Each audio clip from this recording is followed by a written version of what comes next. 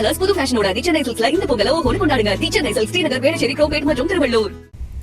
புதுக்கோட்டை மாவட்டம் தச்சன்குறிச்சியில் நடைபெற்ற ஜல்லிக்கட்டு போட்டியில் நேரம் நிறைவடைந்ததால் 100க்கும் மேற்பட்ட காளைகள் அவிழ்க்கப்படவில்லை. இதனால் அப்பகுதியில் பதற்றமான சூழல் நிலவுகிறது.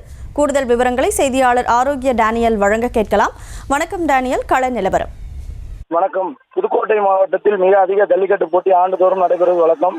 அது மட்டுமல்லாமல் தமிழகத்தின் முதல் ஜல்லிக்கட்டு போட்டி தச்சங்குறிச்சி தூய விண்ணேற் பண்ணை ஆலய அந்தோனியார் பொங்கலை முன்னிட்டு, புத்தாண்டை முன்னிட்டும் ஜல்லிக்கட்டு போட்டி இந்த பகுதியில் நடத்தப்படுவது வழக்கம். இன்று நடைபெற்ற ஜல்லிக்கட்டு போட்டியை சட்டத்துறை அமைச்சர் ரகுபதி, சுற்றுச்சூழல் துறை அமைச்சர் மெய்யநாதன், சந்திரகோட்டை சட்டமன்ற உறுப்பினர் சின்னத்துறை, மாவட்ட ஆட்சியர், கோட்டாட்சியர் உள்ளிட்ட அதிகாரிகள் உறுதிமொழி ஏற்க ஜல்லிக்கட்டு போட்டி தொடங்கப்பட்டது. இந்த நிலையில இறுதி வரை 571 காலை மட்டுமே அவிழ்க்கப்பட்டது. காலை 8 மணிக்கு ஜல்லிக்கட்டு போட்டி தொடங்கியது.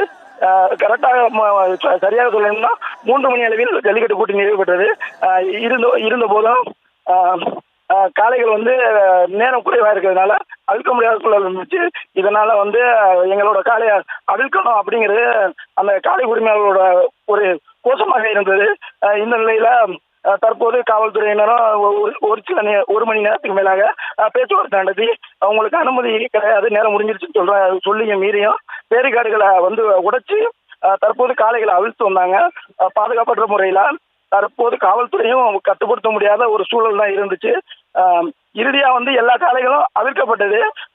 இருந்த போதும் பரிசு பொருட்களை காளைகளை அவிழ்காட்டியும் பரவாயில்லை அப்படிங்கிற ஒரு எண்ணத்தோட பரிசு பொருட்களை எடுத்துக்கொள்ளக்கூடிய சூழலை இங்க ஒரு நிலை வந்துச்சு. தற்போது இந்த பகுதியை ஒரு பதட்டமான சூழலா நிறைவு வருது. செய்திகளை உடனுக்குடனும் துல்லியமாகவும் தெரிந்து கொள்ள சப்ஸ்கிரைப் பண்ணுங்க.